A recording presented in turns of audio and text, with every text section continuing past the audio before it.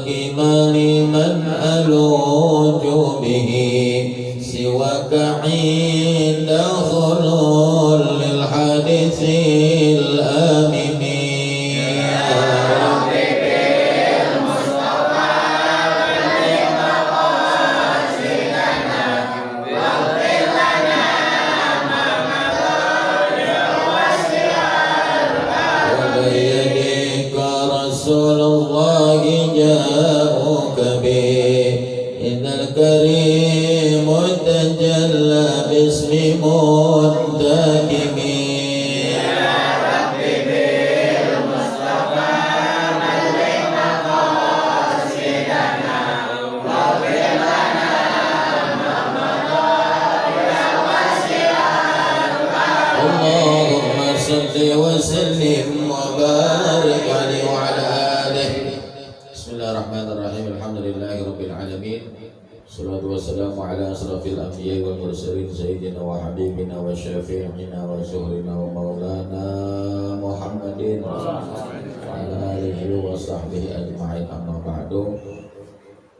Fa inna asdaqal hadis fi kitabillahi ta'ala khairal hadi hadiyuna Muhammadin sallallahu alaihi wasallam wa syarrul umuri muhdatsatuha muhdatsatun bid'ah wa kullu bid'atin dhalalah wa kullu dhalalatin finnar.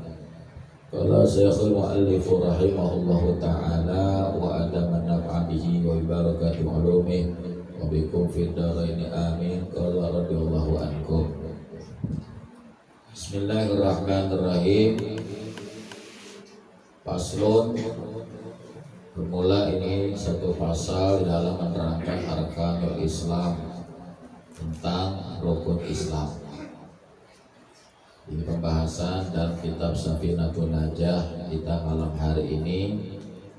Setelah di awalnya kita membahas lafaz Bismillahirrahmanirrahim, puji syukur kepada Allah, sholawat kepada Rasulullah, maka masuk dalam pembahasan rukun Islam. Namun sebelumnya mari sama-sama kita memanjatkan puji syukur kehadirat Allah Subhanahu wa taala. Seiring salawat beserta salam kita sampaikan atas junjungan kita baginda Nabi Muhammad sallallahu alaihi wasallam beserta para keluarga, sahabat dan pengikutnya. Semoga kita termasuk umat daripada umat pilihan Nabi kita Muhammad sallallahu alaihi wasallam. Juga yang saya hormati orang-orang tua kita yang hadir malam hari ini, alhamdulillah tetap istiqomah bersama kita. Bapak Haji Nasir, Bapak Syarifudin, Bapak Ketua RT, Bapak Sumino, Bapak Ustadz Ilham Nasution, Pak Yusuf, dan juga Bang Jul, Bapak Suhar, Bapak Ikhwan Aceh, dan seluruh jamaah remaja dan juga anak-anak sekalian. Alhamdulillah, kembali dengan izin Allah Subhanahu wa taala kita masih bisa dikumpulkan di dalam salah satu taman surganya Allah Subhanahu wa taala yang dikatakan Raudhah min Riyadil Jannah, daripada taman surganya Allah Subhanahu wa taala. Maka mudah-mudahan hadirnya kita, kumpulnya kita senantiasa mendapatkan keridhaan daripada Allah Subhanahu wa taala, keridhaan daripada baginda Nabi Muhammad sallallahu alaihi wasallam. Hadirin jamaah yang dimuliakan oleh Allah Subhanahu wa taala, rukun itu apa rukun? Rukun itu artinya prinsip-prinsip yang merupakan satu kewajiban, yang dimana prinsip dan kewajiban tersebut harus mampu dan bisa dilaksanakan, dikerjakan bagi kita seorang muslim. Namanya rukun. Jadi pada intinya adalah kewajiban.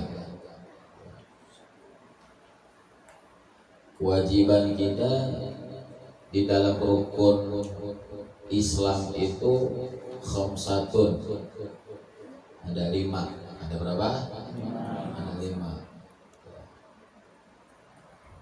Maka ini kewajiban tersebut semuanya bersumber nasnya dari Al-Quran.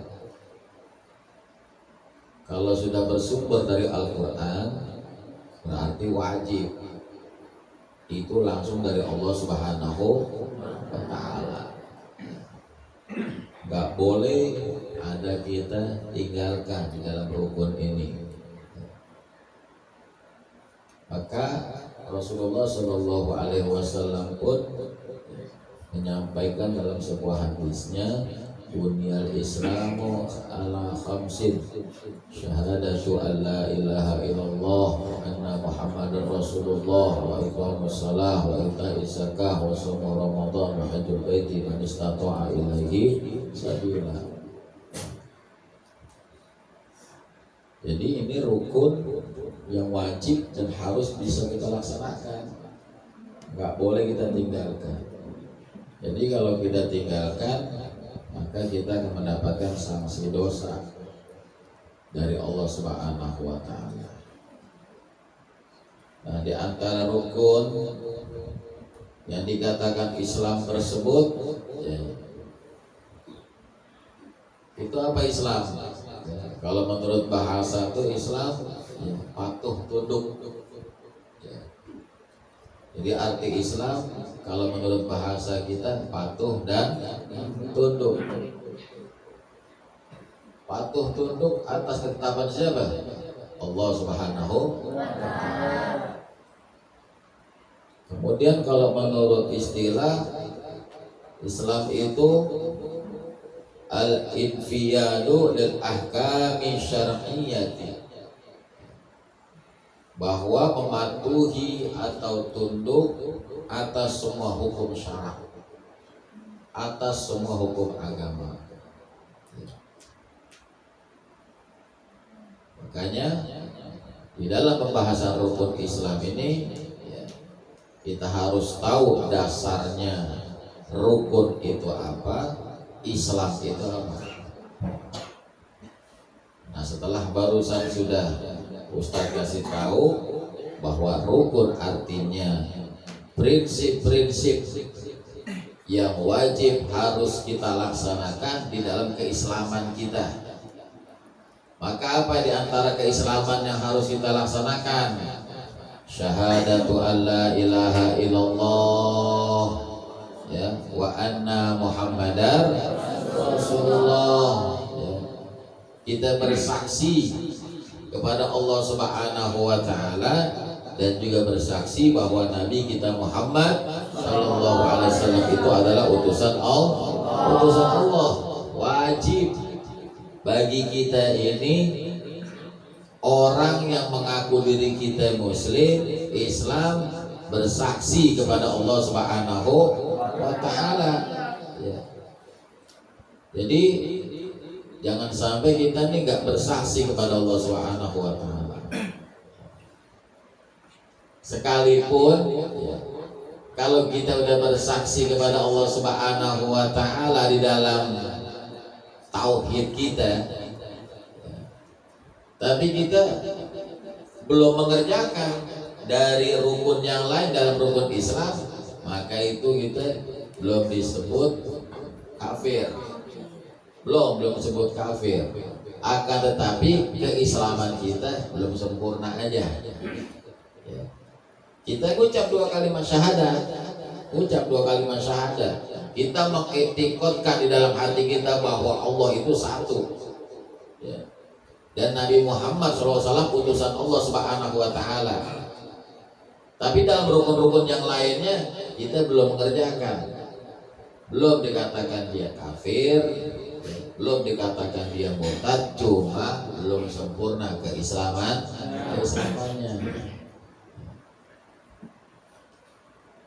Maka di antara kesempurnaan dari keislaman kita yang harus bisa kita kerjakan dan tidak boleh kita tinggalkan, setelah rukun yang pertama kita bersaksi kepada Allah dan kepada Nabi kita Muhammad Sallallahu Alaihi Wasallam, maka yang kedua wa iqamis shalah, ya, kita harus mampu dan bisa segera untuk mendirikan sholat.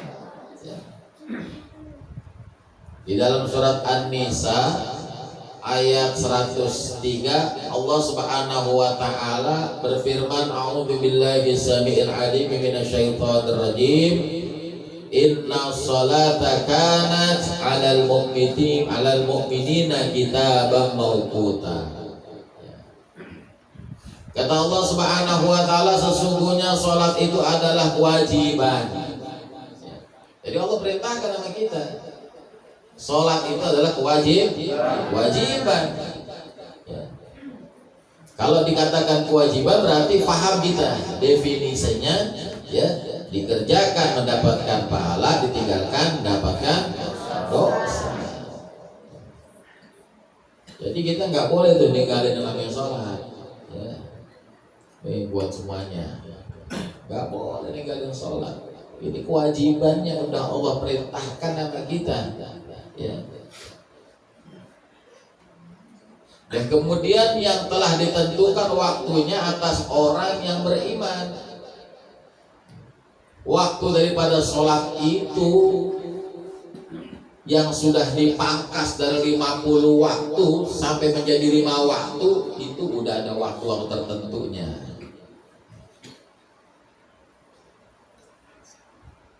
Nah, maka jangan menjadikan berat diri kita untuk tidak mengerjakan sholat. Harus kita mengerjakan sholat. Ini pondasi yang kedua, ya, yang dikatakan dengan, ya, kuatnya di dalam agama itu adalah dengan sholat. As-sholatu imaduddin, kata Nabi. Sholat itu adalah merupakan tiang agama. Wa man tarakaha faqad hadama din. Ya, kalau kita nggak mau dikatakan orang yang merusak agama kita sendiri, ya, sholat. Karena Nabi udah katakan, ya, orang yang merusak agamanya sendiri adalah orang yang tidak mendirikan sholat. Nah, kemudian yang ketiga, wa ita'iz zakat, ya, tunaikan zakat, bayar zakat. Surat Al-Baqarah ayat 110, ya, wa aqimus shalah wa atuz zakat. Tuh, sinergi itu berbarengan. Kata Allah, dirikan sholat, wa atuz zakat, tunaikan zakat, bayar zakat. Ya, ini pun wajib, ya. Wa ma tuqaddimu li anfusikum min khairin tajidu 'indallah. Dan kebaikan apa saja yang kamu usahakan bagi dirimu, tentu kamu akan mendapatkan pahala pada si Allah Subhanahu wa taala. Jadi kalau kita mengerjakan dari apa itu kebaikan dan kewajiban yang Allah perintahkan, yang sudah kita laksanakan, maka semua itu akan kembali lagi buat kita, ya, buat kita. Allah perintahkan kita sholat, Allah perintahkan kita bayar zakat, kita lakukan semua itu, kembalinya buat kita lagi. Allah maka gak perlu, ya. Yang perlu siapa? Yang perlu kita, ya. Nah, kemudian yang keempat, wasaumi Ramadan, puasa di bulan Ramadan. Jadi rukun yang keempat, setelah 1 mengucap 2 kalimat syahadat, 2 mendirikan sholat, 3 bayar zakat, 4 puasa bulan Ramadan, ya. Ayatnya insya Allah banyak yang hafal, insya Allah. Surat Al-Baqarah ayat 183, ya ayyuhalladzina amanu kutiba alaikumus syiyam kama kutiba alal ladzina min qablikum la'allakum tattaqun. Ya ayyuhalladzina amanu, hai orang-orang yang beriman, kutiba alaikumus syiyam, diwajibkan atau difardukan atas kalian berpuasa, ya. Kama kutiba alal ladzina min qablikum, sebagaimana telah diwajibkan atas orang-orang terdahulu sebelum kamu, la'allakum tattaqun, agar kalian bertakwa kepada Allah Subhanahu wa taala. Jadi puasa Ramadan wajib. Itu adalah perintah Allah. Perintah Allah. Nah, yang kelima, rukun Islam yang kelima, wa hajjul baiti man istata'a ilaihi sabila. Ayatnya di dalam surat Ali Imran ayat 97, walillahi 'alan nasi hajjul baiti man istata'a ilaihi sabila. Kata Allah Subhanahu wa taala, mengerjakan haji adalah kewajiban manusia kepadaku, kata Allah. Jadi kewajiban orang berhaji itu adalah kewajiban kita kepada Allah Subhanahu wa taala, itu bagi orang-orang yang sanggup, bagi orang-orang yang sanggup, yang mampu, untuk dapat apa? Mengadakan atau mengerjakan daripada perjalanan ke Baitullah. Nah, pengertian sanggup, mampu di sini adalah yang pertama ya ada ongkosnya, punya duitnya, ya. Kemudian sehat fisiknya, jasmaninya, rohaninya sehat. Ya. Karena bagi orang-orang yang melaksanakan ibadah haji di sana seperti kota suci Mekah Mukarramah, Madinatul Munawwarah, ya, itu membutuhkan tenaga, pikiran, fisik yang ekstra. Ya, saya habis bini mah ngerasain umroh 3 kali juga. Yaitu harus ada fisik yang kuat, badan yang sehat. Ya. 9 hari berikut perjalanan aja masih banyak orang yang fisiknya lemah. Ya. Masih banyak yang kena yang namanya segala macam penyakit. Apalagi haji, makanya harus benar-benar fisiknya luar biasa, kesehatan harus dijaga, ya. Nah, itu mampunya seperti itu. Walaupun dia ada uangnya, biayanya dia sanggup buat nyetor haji, baik itu ONH plus, ya. Tapi badan sakit, dia nggak sehat, ya, maka nggak wajib. Ya, agak wajib. Ongkosnya ada, badan sehat, punya utang. Ya. Dahulukan mana tuh? Utang dulu bayar. Utang dulu bayar, biar rapi, baru berangkat. Ini kadang-kadang kan di akhir zaman sekarang ini banyak nih travel nawarin orang umroh, boleh ngutang. Gitu ya, Bodin. Iya, boleh ngutang. Bayarnya kapan? Pulang umroh. Oh, enak lah begitu umroh. Ya di sono senang-senang. 9 hari, ya 2 hari tuh perjalanan tuh pulang perginya. Ya, 7 hari di sono tuh, 4 hari di Madinah, ya 3 harinya di Mekah. Ya, pulang dari sono mikirin utang. Enak gak? Kagak enak. Jangan begitu. Pokoknya udah jelas, sudah manis tanto'a ilaihi sabila. Ngapain kita maksa-maksain? Ya, sampai ngutang-ngutang. Kalau umpamanya ada yang nawarin promo, harus nabung dulu boleh. Ya. Karena itu ada jeda, ada jarak, mungkin entah 6 bulan, entah setahun. Silakan kalau begitu. Kalau ditawarin, ya udah DP dulu sini, berangkat 25 juta, ya DP 2 juta ada, nggak sisanya baru pulang. Jangan mau deh itu, jadi usahain kita nanti. Ya.